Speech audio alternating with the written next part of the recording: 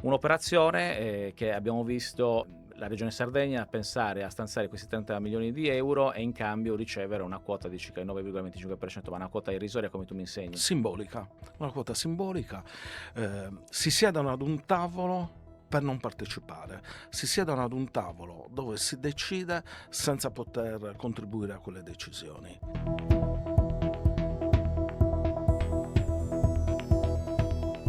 Ben ritrovati anche oggi nello studio podcast di Sardegna Gol. Oggi in compagnia di Giuseppe Faris, consigliere comunale di Civica 2024, avvocato e soprattutto molto critico nel merito di uno dei dossier più scottanti degli ultimi tempi, l'aeroporto di Cagliari. Fammi salutare prima, no? Ciao Gabriele e grazie per l'ospitalità. Assolutamente, sei sempre benvenuto in questo studio. Grazie, grazie.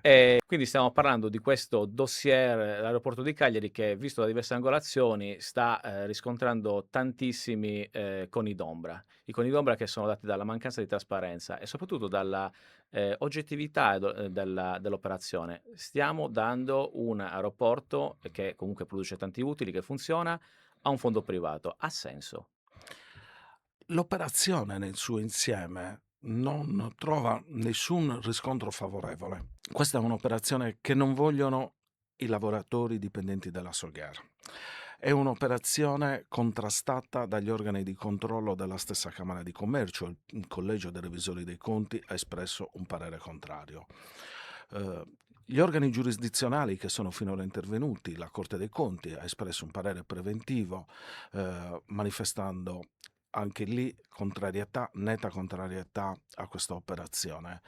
La CGIL, non certamente un'organizzazione sindacale pregiudizialmente ostile alla presidente Todde, ha espresso ferma contrarietà.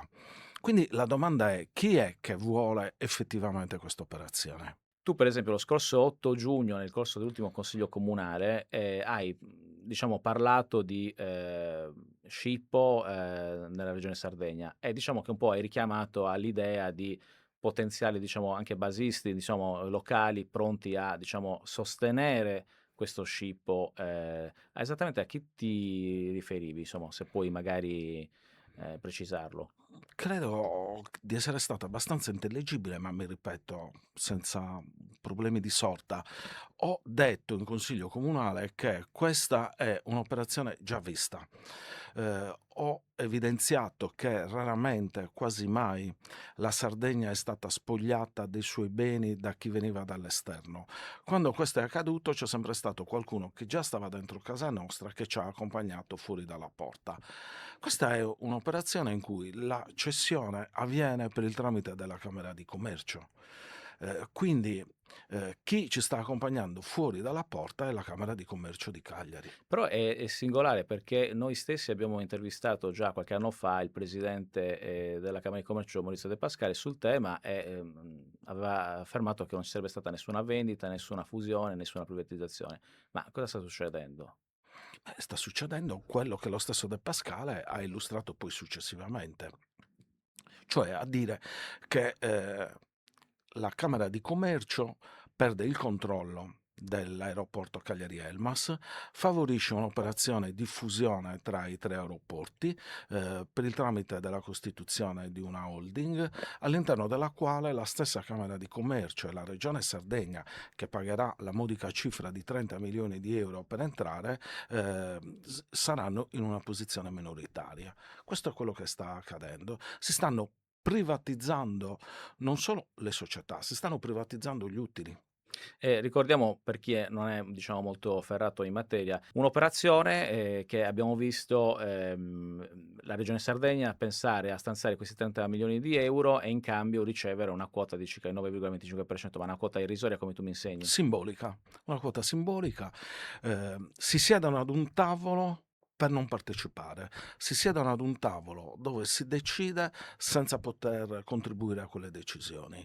E proprio perché stiamo parlando di quote, ricordo l'attuale proprietà dell'aeroporto di Cagliari, che è fatta per circa il 94% dalla Camera di Commercio di Cagliari Oristano, la Sfils per il 3,4%, il Banco di Sardegna l'1%, la Regione Sardegna che attualmente, oggigiorno, mentre noi stiamo parlando, detiene lo 0,7%, F2I Ligantia con lo 0,2%, Confcommercio su Sardegna 0,5%, Confindustria Sardegna Meridionale 0,042, Confapi 0,02, Lighthouse Cagliari 0,01 e poi FIMA conclude con lo 0,08. Ecco, questo diciamo è l'azionariato, ecco.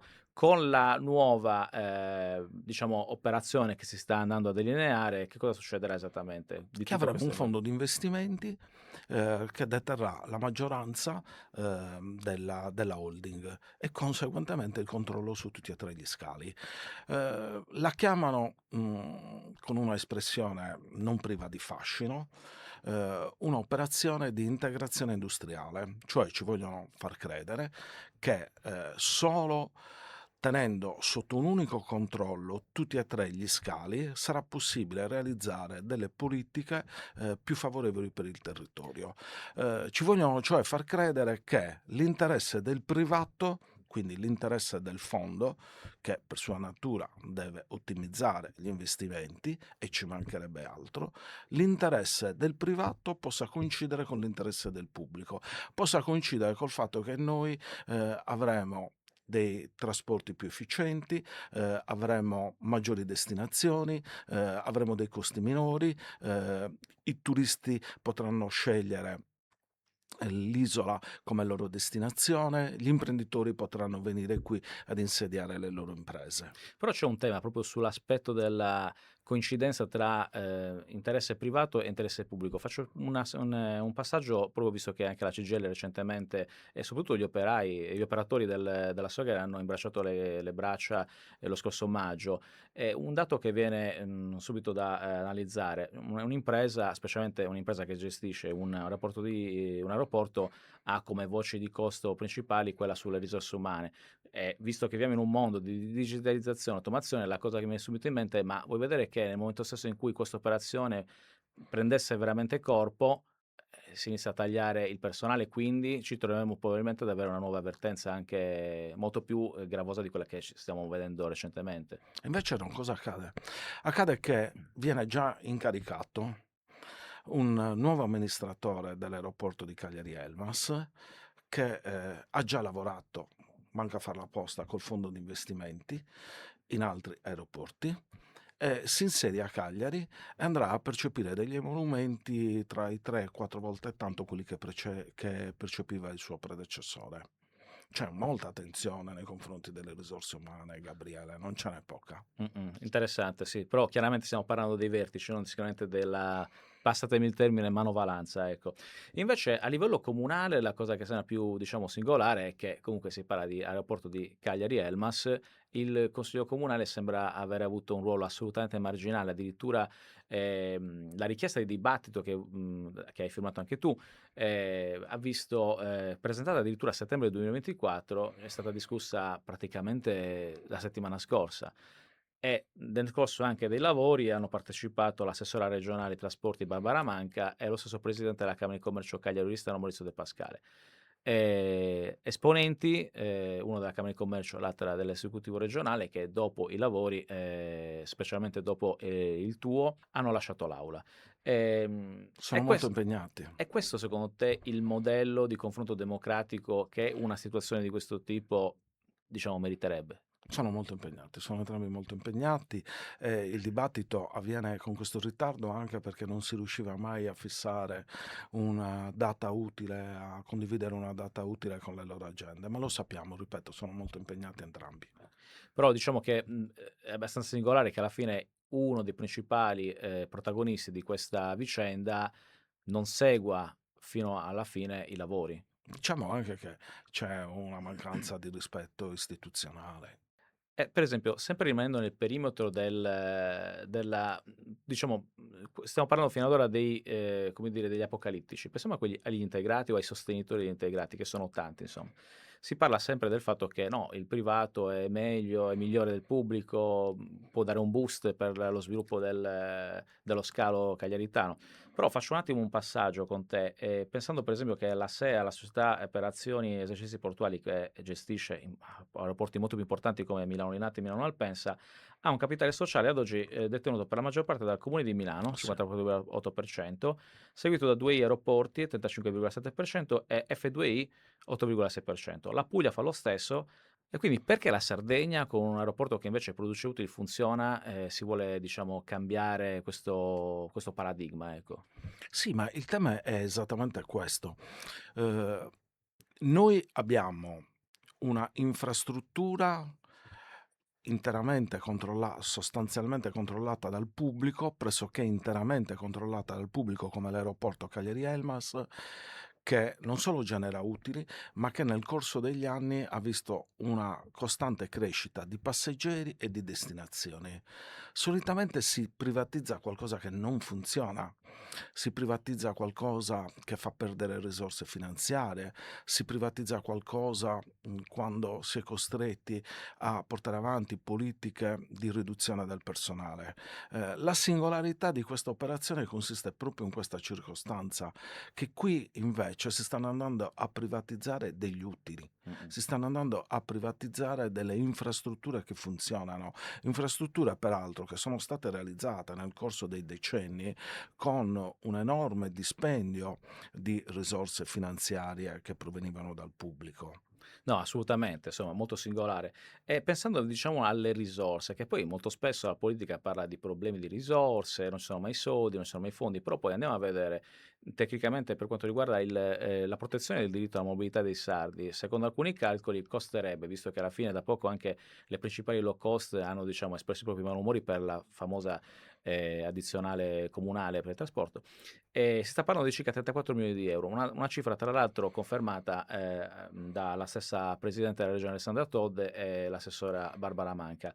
Quindi 34 milioni di euro l'anno. La regione Sardegna sta pensando di mettere adesso, vabbè, una tantum, 30 milioni di euro per entrare in questa holding, però poi facendo un ragionamento, diciamo, ex ante, valutando un attimo quello che succede generalmente in Consiglio regionale, dove ogni anno tra assesstamenti di bilancio e manovre vengono spesi, l'ultimo anno ha visto circa 240 milioni di euro tra prebende sparse qua e là in giro per la Sardegna, quindi stiamo parlando di circa il 7% di risorse che potrebbero essere invece investite per garantire ogni anno il taglio di questa addizionale e quindi permettere a Ryanair, EasyJet e altri grandi player del low cost di aumentare le tratte. Un esperimento che è già riuscito in Slovacchia recentemente, il governo di Robert Fico ha addirittura permesso questo taglio e quindi la domanda che mi pongo è ma non si potrebbe fare questo ragionamento? Sì, ma, le domande che tu ti poni son domande di buonsenso. Noi abbiamo visto che in tutta questa operazione il buonsenso non si trova neanche con il lumicino. La singolarità è anche, di questa vicenda è anche nella narrazione. La Todd mostra i muscoli con Ryanair che ci deve portare i passeggeri da una parte e dall'altra parte poi consegna la principale infrastruttura del Sud Sardegna ad un privato. Qualcosa non torna, ragazzi. È la narrazione complessiva che è evidentemente quanto mai distorta. La Tode continua a riempirsi la bocca di autonomia statutaria, di autonomia energetica, questo confronto quotidiano muscolare con il governo che impugna le leggi. Il problema è che le leggi, abbiamo visto, non le sanno scrivere, sono solitamente incostituzionali, e poi però cede un'infrastruttura pubblica che, lo ribadiamo per l'ennesima volta, funziona e genera utili ad un fondo privato. Sì, è assolutamente singolare. Io faccio questo ragionamento da cittadino, da operatore, però dico anche: ma, con chi è che deve parlare la Regione Sardegna, se non con chi ha le macchine, ovvero gli aerei, alla fine quello è il percorso obbligato. Però comunque si continua sempre ad andare, oltre, ecco. E sempre tornando al discorso della legittimità anche dell'operazione, tu hai citato poco fa, il collegio di revisori interno della Camera di Commercio di Cagliari Oristano che si è espresso, in modo contrario, la stessa Corte dei Conti che ha espresso parere avverso all'operazione e anche la stessa autorità anticorruzione che ha sollevato dei rilievi. Adesso dico, non è che stiamo parlando di Gabriele Frongia, che stai dicendo: "No, non fatelo", ma ci sono dei rilievi importanti, eppure sembra che la Il ri politica voglia andare avanti. il rilievo di fondo è rappresentato dal fatto che Ehm, per, realizzare un'operazione di questo tipo, sia la Corte dei Conti, che il Collegio dei Revisori, che l'Autorità Anticorruzione ti dicono che tu devi passare necessariamente per il tramite di una gara ad evidenza pubblica. Peraltro, apro e chiudo la parentesi, è quello che sta accadendo questi giorni a Catania. Catania sta dismettendo le partecipazioni e le ha messe a gara. Sono arrivate 14 manifestazioni di interesse, 14, non una, con quindi la consapevolezza che il prezzo che verrà fuori sarà il prezzo più conveniente per chi sta andando a cedere. Per evitare la gara cosa si sono inventati?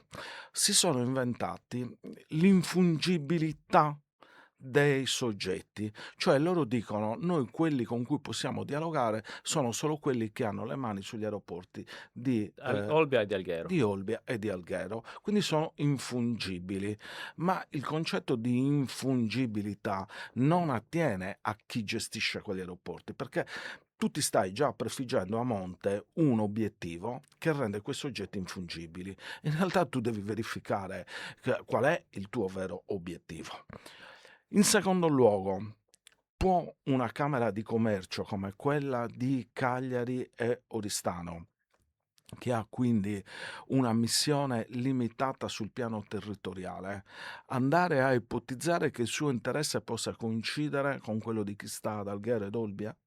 No, ma secondo me all'interno di questo, diciamo, concetto si è creata molta, diciamo, informazione dagli stessi enti. Per esempio io ricordo un incontro, sulla presentazione del Libro bianco delle infrastrutture in Sardegna, dove addirittura in Camera di Commercio erano stati, invitati professori delle università e tutti quanti parlavano della bontà dell'operazione di creare un sistema integrato unico in Sardegna con gli altri 2 aeroporti.